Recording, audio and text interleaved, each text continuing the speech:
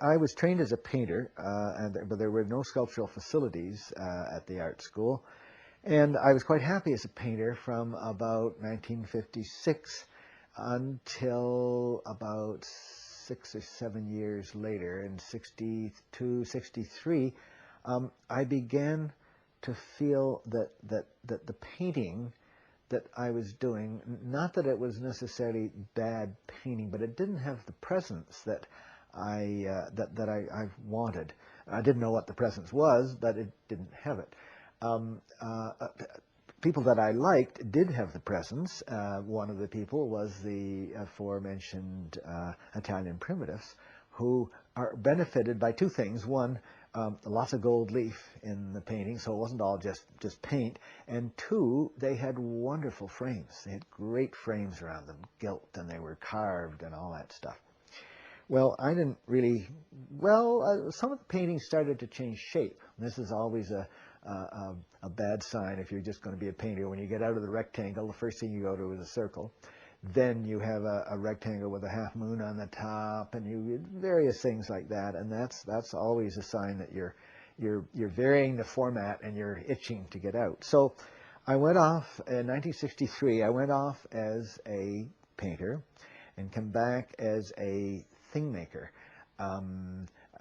because I was looking at a lot of stuff in the galleries. I'm a great voleur, and I was looking at a lot of stuff that I found were very interesting.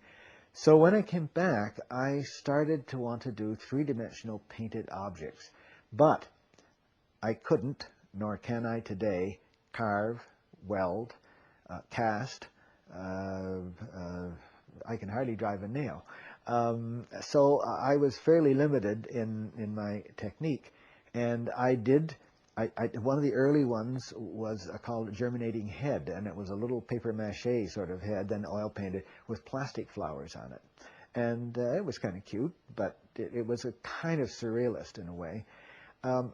Then I decided maybe I could do some boxes. So I cut myself a little box, maybe 4 inches by 4 inches by 5 inches, and I went out sketching the landscape.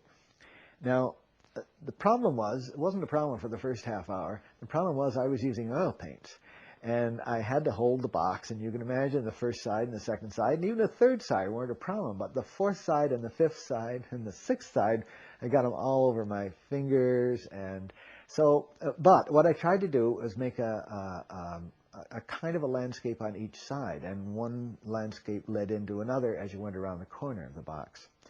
And this was kind of fun. It satisfied me in a way, and I started making bigger boxes, and the tallest one was 12 or 14 feet high. It was only about half a foot wide, and maybe 6 inches by a foot wide, but it was 12 or 14 feet high. And then in one of the small boxes, I had cut a slit at the bottom, and this was before the doors that I've described, but there was a slit at the bottom, which I guess if you were an art historian, you'd say reference the interior.